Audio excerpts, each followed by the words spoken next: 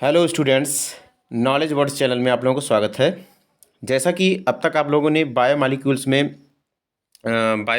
के बारे में कुछ स्टडी किया अब तक।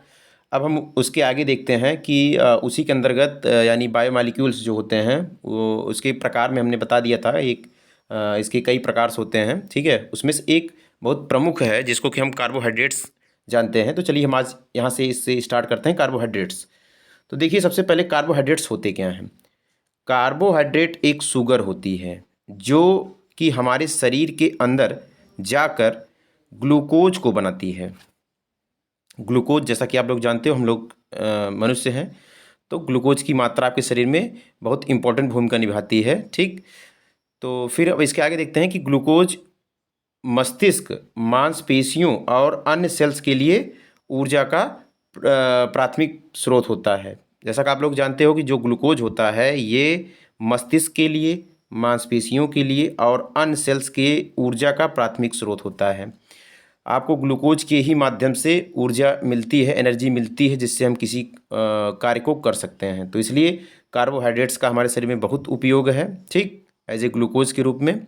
अब हम इसके आगे देखते हैं कि होता क्या है ये ग्लूकोज, जो कि एक इसका शाब्दिक अर्थ है कार्बन के हाइड्रेट्स।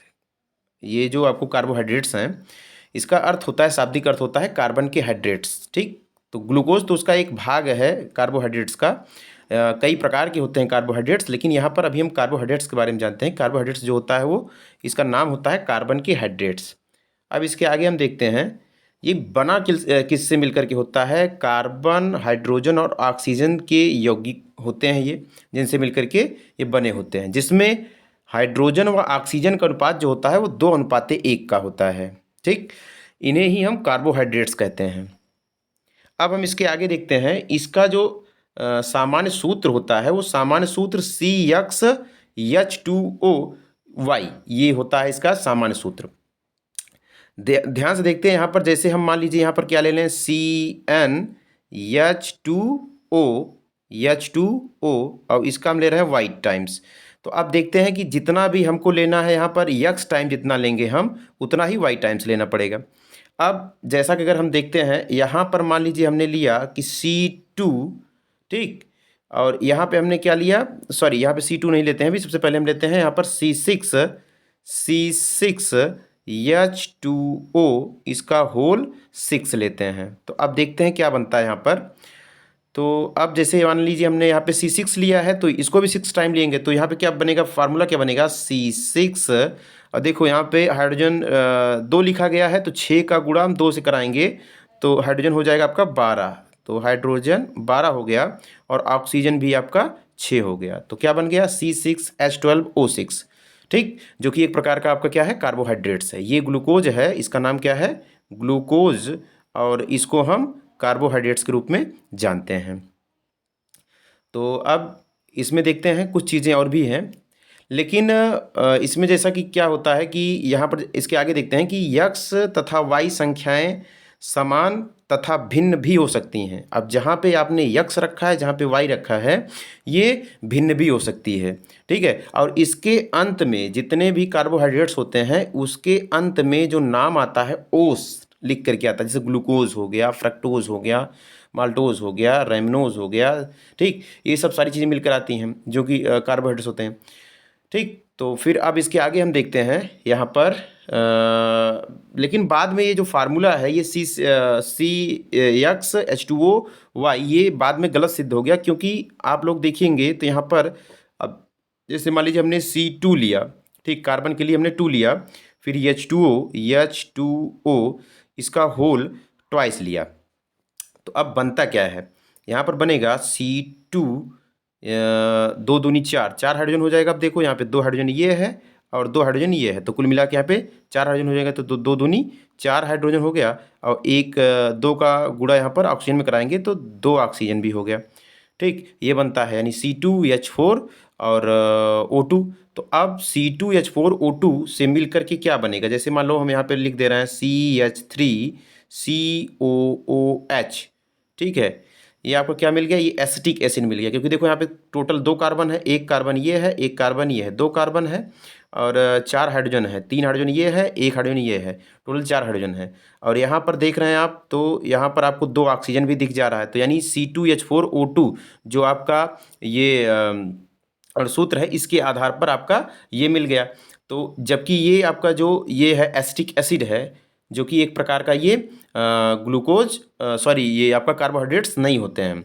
अब हम इसके आगे देखते हैं कि होता क्या है। ये कार्बोहाइड्रेट्स के अंतर्गत कौन कौन सी चीज़ें आती हैं, जैसे ग्लूकोज हो गया, फ्रक्टोज हो गया, गैलेक्टोज हो गया, माइनोज हो गया, ये सब सारी चीज़ें आपके कार्बोहाइड्रेट्स के अंतर्गत आएंगी। और सुक्रोज हो गया, माल्टोज हो गया, लैक्टोज हो गया, ठीक है, ये सारी चीज़ें आपका इसके अंतर्गत आता है। अगर हम बात करते हैं इसके अणुसूत्र की, तो अणुसूत्र इसका क्या हो जाएगा, C6H12O6, ठीक है। और यहाँ पर क्या हो जाएगा, इसका C6H2O का होल ट्वाइस, यहाँ पे जो लगा है होल 6, ठीक है। यहाँ पे 2 नहीं, यहाँ पे 6 होगा, ये गलत लिख दिया गया है। अब इसके आगे हम देखते हैं यहाँ पर कुछ चीज़ें, ये सेलुलोज, स्टार्च, ये सारी चीज़ें भी आपके कार्बोहाइड्रेट्स के ही अंतर्गत आती हैं। अब यहाँ पर देखते हैं कि जैसा कि अभी हमने बताया आपको, कार्बोहाइड्रेट्स में जो एसिटिक एसिड है, ये कार्बोहाइड्रेट्स नहीं होते हैं, अभी हमने बताया था आपको। तो इसमें देखिए हमने नोट में लिख भी दिया है कि कुछ यौगिकों में हाइड्रोजन व ऑक्सीजन का अनुपात 2:1 है, परंतु वे कार्बोहाइड्रेट्स नहीं होते हैं, ठीक है। अनुपात तो सेम आ रहा है, यानी 2:1 का आ रहा है, लेकिन ये कार्बोहाइड्रेट्स नहीं है। जैसे एसिटिक एसिड हो गया, ठीक, और ये C2H4O2, तो ये आपका ऑक्जेलिक एसिड है, ये भी आपका ये आपका नहीं होता है, क्या कार्बोहाइड्रेट्स नहीं होते हैं। जैसे यहाँ पे देखेंगे आप, ये लैक्टिक अम्ल है, ठीक है, ये भी आपका हो गया C3H6O3, ये सब सारी चीज़ें आपके ये कार्बोहाइड्रेट्स नहीं होते हैं। कुछ इसमें आगे लिखा गया है, कुछ पदार्थ कार्बोहाइड्रेट्स होते हुए भी उनमें हाइड्रोजन व ऑक्सीजन का अनुपात 2:1 नहीं होता है। जैसे एग्जाम्पल के लिए देखिए, रैमनोज है, रैमनोज में देखेंगे आप C6H12, ठीक, और बाद में आपका जितने कार्बन है उतने ऑक्सीजन भी आना चाहिए था, लेकिन जबकि ऐसा नहीं है, यहाँ पे 5 है। तो ये रैमनोज है, जो कि आपका कार्बोहाइड्रेट्स होता है। लेकिन ये आपका जो हमने अभी सूत्र बताया इसका कि CXH2O और Y, तो इसके आधार पर इसको हम बता नहीं सकते कि ये फार्मूला आपका, इसके द्वारा ये हम कार्बोहाइड्रेट्स को पता कर सकते हैं, इसलिए ये गलत साबित हो गया। अब आगे देखते हैं इसमें कार्बनिक हाइड्रेट की आधुनिक परिभाषा। इसकी परिभाषा क्या होती है कि वे ध्रुवण यौगिक, ठीक, वे ध्रुवण यौगिक जो पॉलीहाइड्रोक्सी एल्डिहाइड या कीटोन होते हैं, वे पदार्थ जिनके जल अपघटन से पॉलीहाइड्रोक्सी एल्डिहाइड या कीटोन बनते हैं, उन्हें कार्बोहाइड्रेट्स कहते हैं।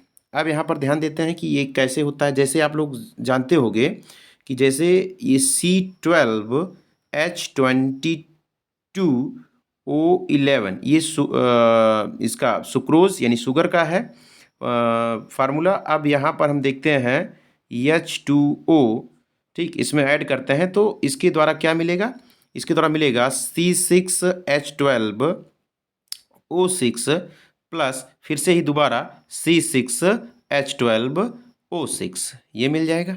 एक मिलेगा ग्लूकोज, दूसरा ये आपका ग्लूकोज मान लो, और दूसरा मान लो आपका ये फ्रक्टोज है, ठीक, ये मिल गया। अब ध्यान ये देते हैं कि इसमें जो हमने कहा है कि ये एल्डिहाइड या कीटोन बनते हैं, तो अगर दोनों के स्ट्रक्चर की बात की जाए तो ग्लूकोज में आप लोग जैसा कि जानते हो, अगर नहीं जानते तो जान लीजिए, इसमें होता क्या है। जो ग्लूकोज होता है, इसका जब फार्मूला हम देखते हैं तो ये इसमें टोटल 6 कार्बन है, 1 2 3 4 5, ठीक, एक ऊपर बढ़ा दे रहे हैं 6। तो अब यहाँ पर ध्यान दीजिएगा, तो ऊपर के साइड में यहाँ पर CHO ग्रुप होता है, ठीक, फिर यहाँ पर दूसरी साइड में इधर OH रहता है और इधर H रहता है, ठीक, और इस साइड में यहाँ पर H रहेगा, इस साइड में OH हो जाता है, ठीक, और इस साइड में OH और इस साइड में H हो जाएगा, फिर इस साइड में OH और इस साइड में H। अब यहाँ पे जितनी बैलेंस इसकी खाली रह जा रही है, इधर भी H रहेगा, ठीक है, नीचे की साइड भी H रहेगा और इधर साइड में OH रहेगा।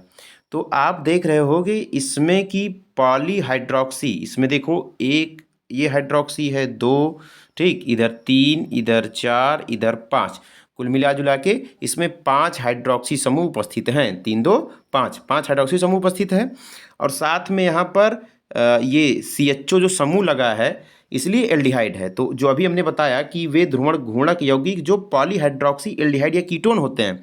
तो अभी हमने क्या बताया कि जब इसका जल गठन कराते हैं, जैसे कि अभी हमने सुक्रोज का कराया जल गठन, तो इसके द्वारा पॉलीहाइड्रोक्सी एल्डिहाइड, तो ग्लूकोज है तो इसमें एल्डिहाइड समूह मिला। देखो देखो CHO ये जो समूह मिला इसमें एल्डिहाइड समूह मिला। जबकि अगर हम फ्रक्टोज का करेंगे तो फ्रक्टोज का क्या बनेगा, यहाँ ध्यान दीजिएगा। तो यहाँ पर 1 2 3 4 5 और एक ऊपर की साइड में 6।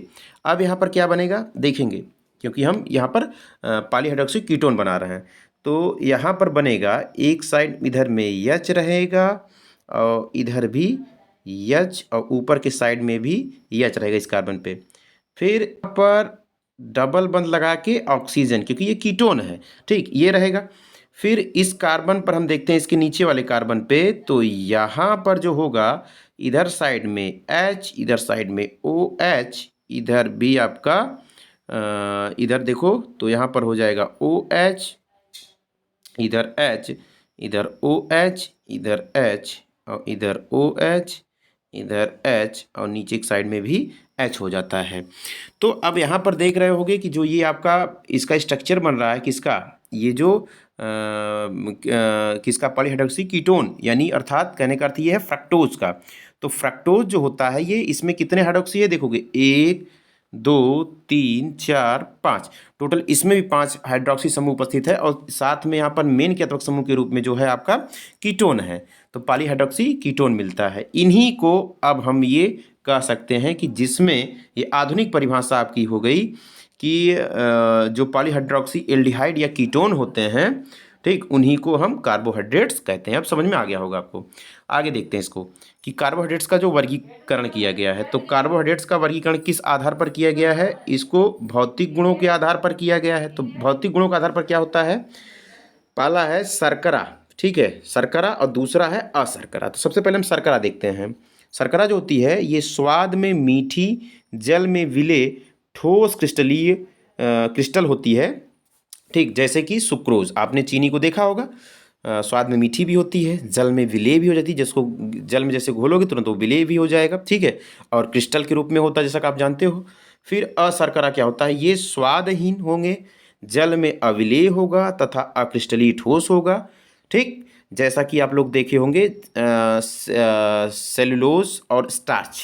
पौधों में आपने देखा होगा कि ये जो होते हैं जो अशर्कराएँ होती हैं वो इसमें स्वादहीन होंगी, जल में अविलेय होगा और क्रिस्टलीय ठोस होगा, ठीक, स्टार्च और सेलुलोज उसमें मिल जाएगा आपको अशर्करा के रूप में। अब यहाँ पर हम आगे देखते हैं कि इसको जो दूसरा आधार है इसका, वो जल अपघटन के आधार पर, इस आधार पर हम इसको 3 भागों में बांटते हैं जल अपघटन के आधार पर।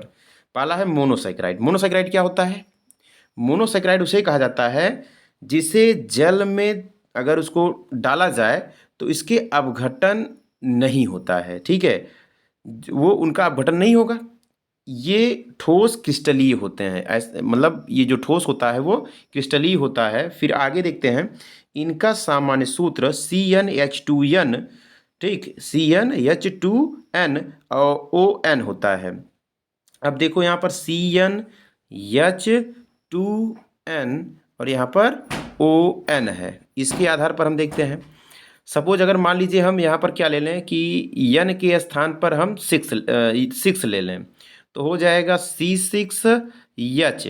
अब यहाँ पर 2 गुणे 6 कर देंगे, क्योंकि 6 आपने n का मान लिया है, और यहीं पर ऑक्सीजन का भी मान आपने जो लिया है, ऑक्सीजन का भी देखो n है, तो n का मान ऑलरेडी जब हमने 6 लिया तो 6 इसका भी लेंगे, तो हो जाएगा C6 और 6 दूनी 12 हो जाएगा, और इधर O6, यहाँ पर टोटल इसका भी 6 हो गया, ठीक है। तो C6H12O6 जो कि आपका ग्लूकोज आ रहा है, या फ्रक्टोज इसको मान सकते हैं, जो भी मान लीजिए, ग्लूकोज फ्रक्टोज, ये सभी आपकी क्या हो गए, मोनोसैकेराइड हो गए, ठीक है, जो कि आपका कार्बोहाइड्रेट्स है। अब इसके आगे हम देखते हैं, कार्बन परमाणु की संख्या के आधार पर इन्हें निम्न प्रकार से वर्गीकृत करते हैं, जैसे ट्राइओज, ये आपका टेट्रा, पेंटोज, हेक्सोज, ये सारी चीज़ें इसके माध्यम से हम इसको दर्शाते हैं, जैसे C6H6O3, ठीक, C4 H8O4, ये सभी मॉलिक्यूलर फार्मूला हैं। C5H10O5 और C6H12O6, ये सभी देखो ट्राईओज, यानी इसमें देखोगे तो ट्राईओज क्यों है, क्योंकि यहाँ पर देखो ये 3 कार्बन है, ठीक है, यहाँ पे 4 कार्बन है, यहाँ पर 5 कार्बन है और यहाँ पे 6 कार्बन है। तो कार्बन के आधार पर 3 कार्बन रहेगा ट्राईओज, 4 कार्बन रहेगा टेट्रोज, 5 पेंटोज और 6 एक रहेगी हेक्सोज हो जाएगा। तो इसी के नाम पे आधार पर हम इसका नामकरण करते हैं। अब हम इसके आगे देखते हैं।